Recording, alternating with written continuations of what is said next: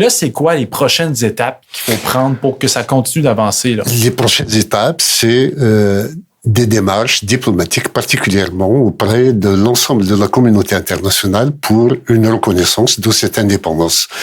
Nous avons innové sur le plan de la démarche à l'échelle internationale. Jusqu'ici, les mouvements de libération nationale avaient plutôt tendance à prendre les armes et à être violents pour obtenir leur liberté.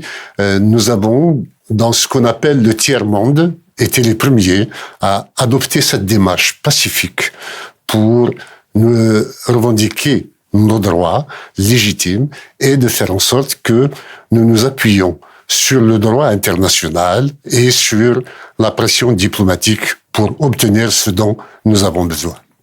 Donc, techniquement, la Kabylie est devenue un pays.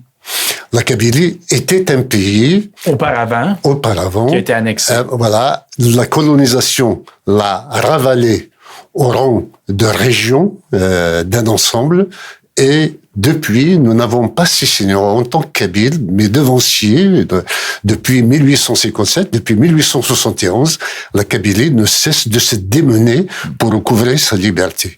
Et elle a cru, à un moment donné, qu'elle l'a retrouvée à travers l'indépendance de l'Algérie, et finalement, c'est le système colonial que nous vivions du temps de la France, de l'Algérie française, qui continue de sévir contre la Kabylie depuis 1962, que l'Algérie a été proclamée comme étant indépendante et qui se comporte vis-à-vis de la Kabylie de la même façon que se comportait la France en son temps, voire même pire, puisque au temps de la France, la Kabylie était une région, elle était reconnue, on parlait de Kabylie. En Algérie, depuis l'indépendance acquise en 62, l'Algérie s'interdit de mentionner dans les actes administratifs le mot Kabylie. Vous savez, il y a eu même une équipe sportive phare de la Kabylie qui s'appelait la JSK. On en était arrivé à interdire le mot Kabyle à l'intérieur de la GSK. Le dernier cas, c'était Jeunesse sportive de Kabylie. Les autorités algériennes ont tout fait pour éliminer, y compris le mot Kabylie, de ces GSK et de le changer. Bon, on l'a remis une fois que il y a eu une démocratisation de façade en 1989-90, mais il n'empêche que, à ce jour, en Algérie, il n'y a pas de palier régional, provincial, si vous voulez, dans l'architecture administrative. Il y a la commune, il y a la sous-préfecture, il y a la wilaya, mais il n'y a pas de région. De la wilaya ou du département, si vous voulez, je sais pas si l'organisation administrative du Canada, je la connais pas très bien, on passe directement au gouvernement, ce qui fait que ça évite aux autorités algériennes de reconnaître l'existence d'un peuple, d'une région donc, et d'un peuple aussi. Parce qu'en désignant la Kabylie en tant que région, il est automatiquement un pays par lui-même. OK. Par elle-même. Et qu'est-ce qu'on peut faire, justement, vous parliez de tout ce qui est infrastructure gouvernementale, qu'est-ce qu'on peut faire pour en avoir plus et avoir une meilleure souveraineté au final? Non, l'Algérie ne peut pas s'ouvrir à plus que cela.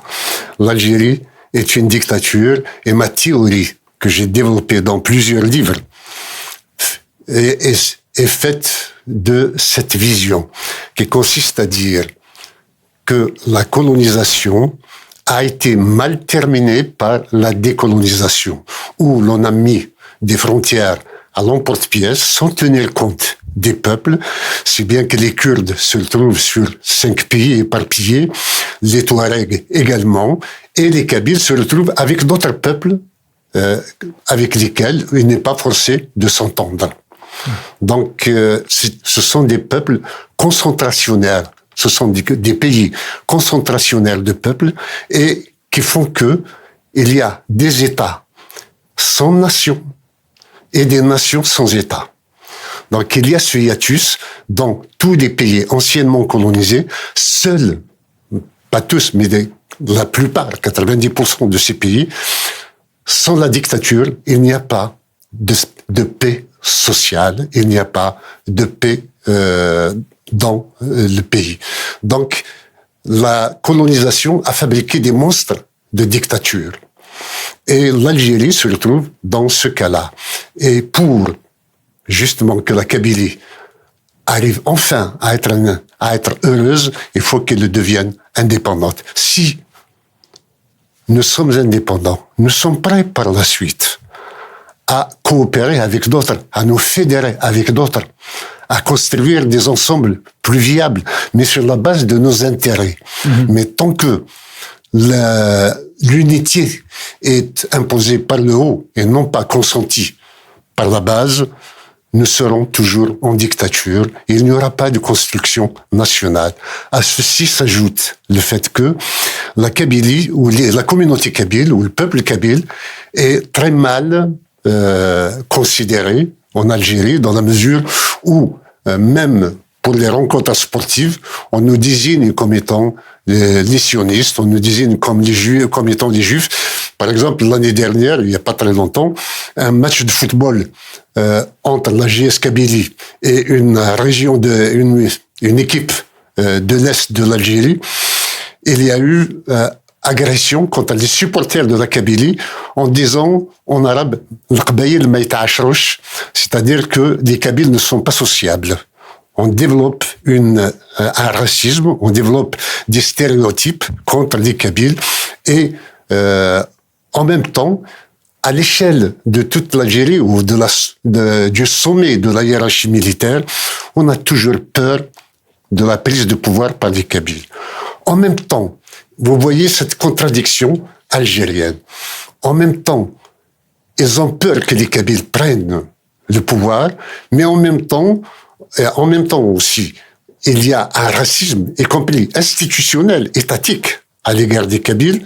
Rappelons que il y a actuellement des centaines de prisonniers politiques kabyles, et depuis 2021, il y a plus de 13 000